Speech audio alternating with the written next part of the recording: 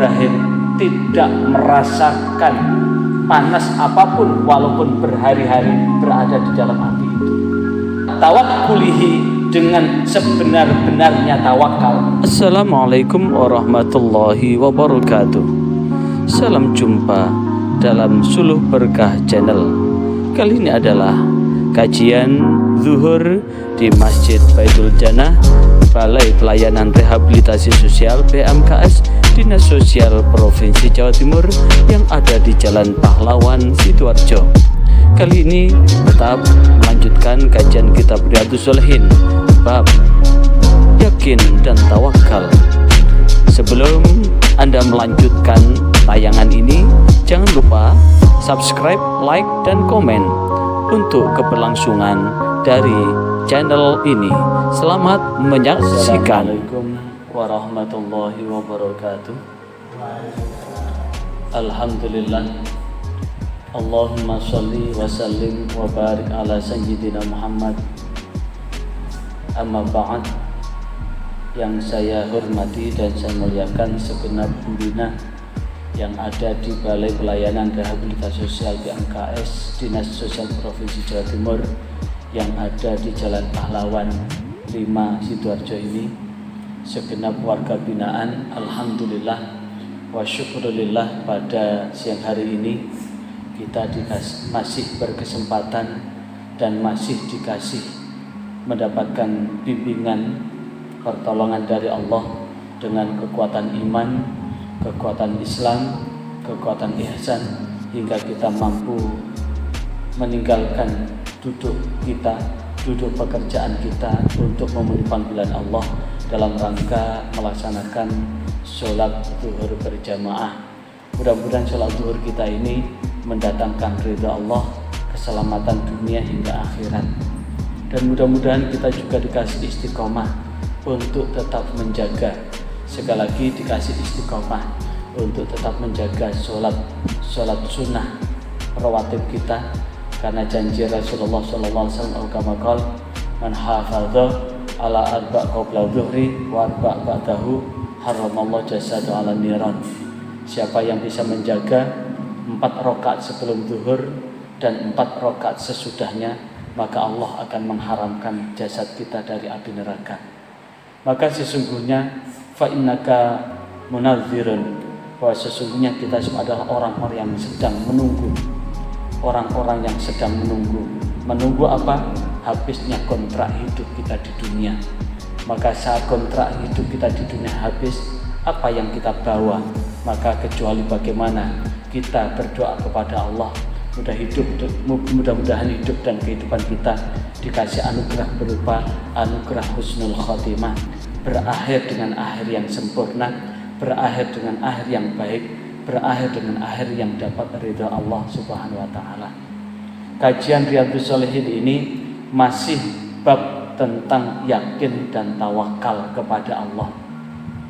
Kemarin sudah kita sampaikan bahwa dari hadis yang diriwayatkan oleh Abdullah dan sahabat yang maksud saya adalah hadis yang diriwayatkan oleh Imam Bukhari, dan sahabat yang menceritakan ini adalah Abdullah bin Abbas. Sekali lagi, Abdullah bin Abbas. Sahabat yang menceritakan ini adalah Abdullah bin Abbas. Saat Nabi Ibrahim sudah hampir ada di lidah api yang menjulur, maka di saat itu Nabi Ibrahim membaca hasbunallah wa ni'mal wakil, ni'mal maula wa ni'man nasir. Cukuplah Allah sebagai pelindungku dan Allah lah sebaik-baik penolong. Ketika cukuplah Allah sebagai pelindungku dan Allah lah sebaik-baik penolong, hasbunallah wa ni'mal wakil, ni'mal maula wa ni'man nasir. Hasbunallah, bahwa aku serahkan harapanku kepada Allah, aku perhitungkan diriku kepada Allah, karena cukuplah Allah sebagai penolongku. Wa ni'man nasir, dan Allah lah, wa ni'mal wakil, dan Allah lah sebaik-baik pelindung. maka disitulah Allah memerintahkan sebagaimana sebagaimana firman Allah di dalam Al-Quran surah Al-Anbiya ayat 69, wa qulna ya narukuni bardaw wa salama. Maka Allah memerintahkan kepada api, ya nar, wahai api, kuni, jadilah kalian bardan, menjadi dingin, wasalama, dan selamatkanlah Nabi Ibrahim dari lidah apimu. Maka betul begitu Nabi Ibrahim nyemplung di api itu, api menjadi dingin dan baginda Nabi Ibrahim tidak merasakan panas apapun walaupun berhari-hari berada di dalam api itu. Ini pun persis apa yang dialami oleh Rasulullah SAW di dalam perang Dzatur Riqa. Dzatur Riqa ini adalah perang yang di situ panji-panji yang dibawa oleh Rasulullah adalah panji-panji yang ditambal, makanya disebut dengan Dzatur Riqa. Dalam riwayat yang lain adalah dalam perang itu adalah kaki sahabat yang terluka sehingga mengalami siksaan dengan kaki yang terluka itu. Maka kemudian disitulah yang kemudian Rasulullah SAW sempat istirahat di satu pohon besar yang berduri, dan kemudian saat Rasulullah tidur, pedang Rasulullah diambil oleh A'rabi. A'rabi adalah orang-orang musyrik yang mengancam diri Rasulullah. Dan apa yang terjadi? Maka dia menodongkan pedang sambil berkata, siapa yang dapat mencegahku untuk melukaimu? Siapa yang dapat menjagamu dari pedang yang aku pegang ini? Siapa yang dapat menjagamu dariku atas pedang yang aku pegang ini? Maka di dalam riwayat di situ disebutkan bahwa Rasulullah hanya menjawab Allah, Allah, Allah 3 kali. Maka kemudian pedang itu jatuh dan gantian Rasulullah yang kemudian mengambil pedang itu.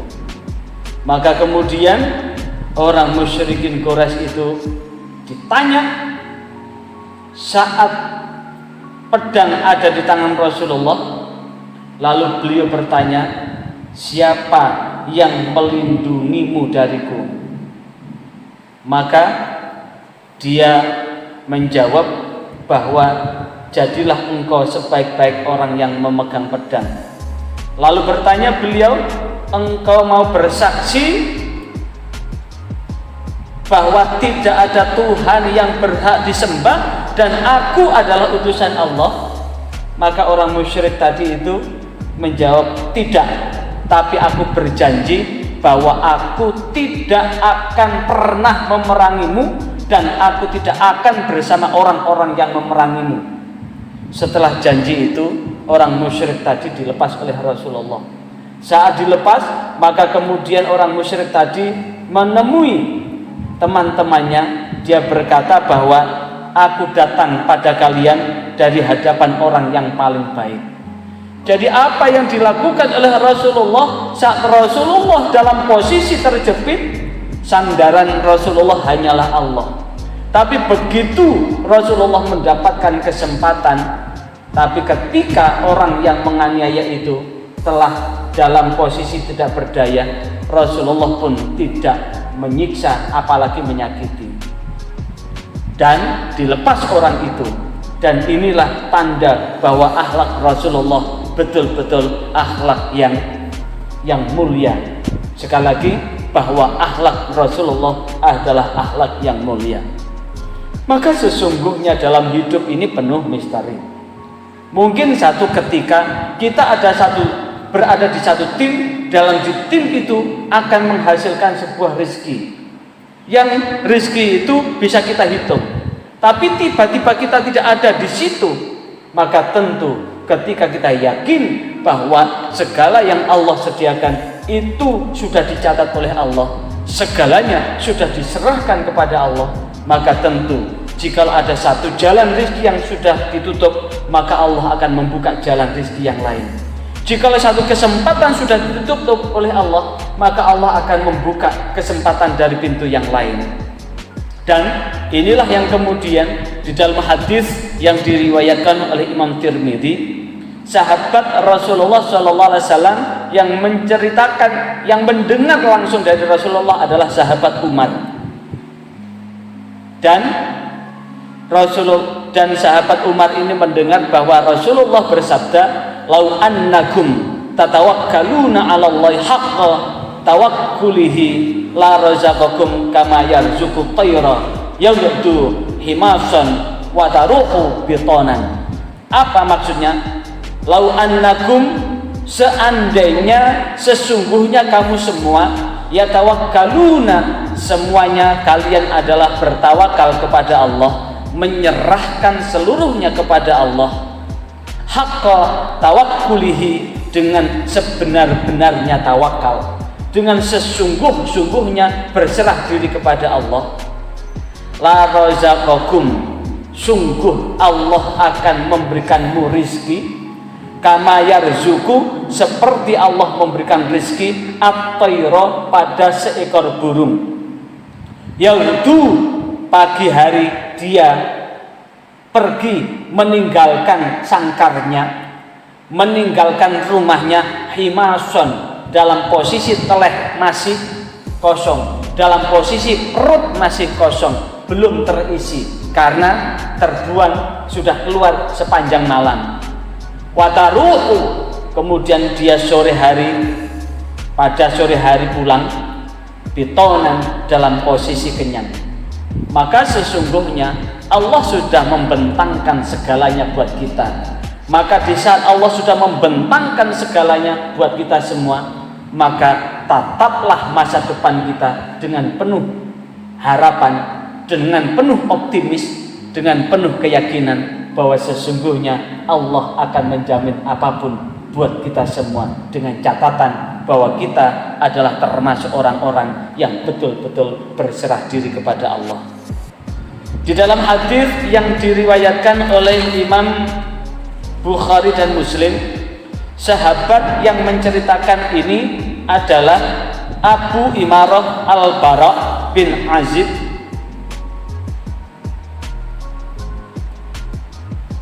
Beliau bersaksi bahwa Rasulullah SAW bersabda. Apa sabdanya Rasulullah? Bahwa satu ketika Rasulullah bertemu seseorang dan kemudian Rasulullah memberikan bekal buat orang itu. Ya fulan, wahai seorang laki-laki, wahai fulan, idza awaita, jikalau kamu hendak beranjak, ila firasyik, ke tempat tidurmu, berarti jikalau engkau mau tidur, maksudnya jikalau engkau mau istirahat di tempat tidur atau mau tidur di pembaringan, Rasulullah memerintahkan, bacalah, fakul, maka bacalah, Allahumma, ya Allah, aslamtu, aku berserah diri, nafsi, diriku, ilaika, hanya kepadamu, wajahtu, dan aku hadapkan, wajahi, wajahku, ilaika, hanya kepadamu, wa fawattu, aku serahkan seluruhnya, amri, perkaraku, ilaika, hanya kepadamu, wa alja'tu, dan aku baringkan, zohri, punggungku, hanya kepadamu, ilaika, rohbatan, dengan penuh harapan, warohbatan, dan penuh kecemasan, aku sandarkan, ilaika, kepadamu, la malja'a, tidak ada perlindungan, wala manja minka, dan tidak ada jalan untuk selamat, illa ilaika, kecuali jalan selamat yang engkau tunjukkan, yang engkau selamatkan. Amantu, aku beriman, bi kitabika, dengan kitabmu, alladzi anzalta, yang telah engkau turunkan, wa binabiyika, dengan nabimu, alladzi arsalta, yang telah engkau utus. Maka jika saat tidur kita membaca ini, Allahumma aslamtu nafsi ilaika, wa wajjahtu wajhi ilaika, wa fawwadtu amri ilaika, wa alja'tu dhuhri ilaika, raghbatan wa rahbatan ilaika la malja'a wa la manja minka illa ilaika amantu bi kitabika alladzi anzalta wa bi nabiyyika alladzi arsalta. Maka penegasan Rasulullah, fa innaka maka sesungguhnya kau fulan, in mitta jikalau engkau mati wahai fulan, mil lailika pada malam harimu, mitta mati ala fitratih, maka kita mati dalam posisi bersih, suci dari dosa. Sekali lagi, doa tadi disunahkan untuk kita baca jikalau kita pada malam hari kita meninggal, maka meninggal kita adalah fitrah, bersih, suci dosa kita. Wa in asbahta jikalau paginya, maka sungguhnya asbahta khairan, maka pagi itu hari esok ketika kita bangun, maka kita bangun mendapatkan kebaikan-kebaikan dari Allah. Maka ini sesungguhnya dalam posisi apapun, ketika kita melek, ketika kita bangun, kita tetap pasrah kepada Allah. Ketika kita tidur, kita juga tetap pasrah kepada Allah. Maka bentuk kepasrahan itulah menuju apa? Jalan keselamatan buat hidup dan kehidupan, keselamatan lahir batin buat kita baik di dunia maupun di akhirat. Ingat, dalam posisi apapun, ketika ada apapun yang berkurang pada orang, hak kita adalah watawasau bil haqqi watawasau bis sabr, untuk memberikan nasihat dalam kebenaran dan nasihat dalam kesabaran. Namun jika tidak, jangan sampai kita membuat aib atau membuka aib orang tersebut. Jika kita membukanya, maka kita akan menjadi orang yang celaka. Kenapa? Rasulullah berpesan, iyyakum wal hasada, hati-hatilah kalian dari hasud. Fa innal hasada, maka sesungguhnya hasud itu yakulul hasanat, akan memakan kebaikan, kama takulun narul hatoba, seperti api yang memakan kayu bakar. Artinya apa? Hasud itu akan merusak amal kita seperti api yang merusak kayu. Berarti kalau kita membuka aib orang, itu berarti ada sifat hasud pada kita. Berarti kita tidak termasuk orang yang bertawakal kepada Allah. Karena orang yang bertawakal kepada Allah itu selalu berprasangka baik kepada Allah, berprasangka baik kepada makhluk-makhluknya Allah. Jikalau ada sesuatu yang kurang jelas, maka perlu klarifikasi. Fa in ja'akum fasikun binaba'in fatabayyanu. Jikalau datang kepadamu orang fasik, maka tabayun, minta tanya, apakah benar cak sampean ngomong ini? Apakah betul yu sampean ngomong ini? Aku kok krungu omongan sing gak enak. Lebih baik begitu daripada apa? Membuat provokasi atau membuat desas-desus yang di situ belum tentu bahwa apa yang kita dengar itu benar. Mungkin itu akan menjadi fitnah. Maka mudah-mudahan dengan sedikit ini Allah membimbing kita di jalan benar, jalan yang Allah ridhai, selamat dunia akhirat. Ya Allah, hari ini kami berserah diri kepadamu. Kami jadikan hidup dan kehidupan kami pasrahkan kepadamu.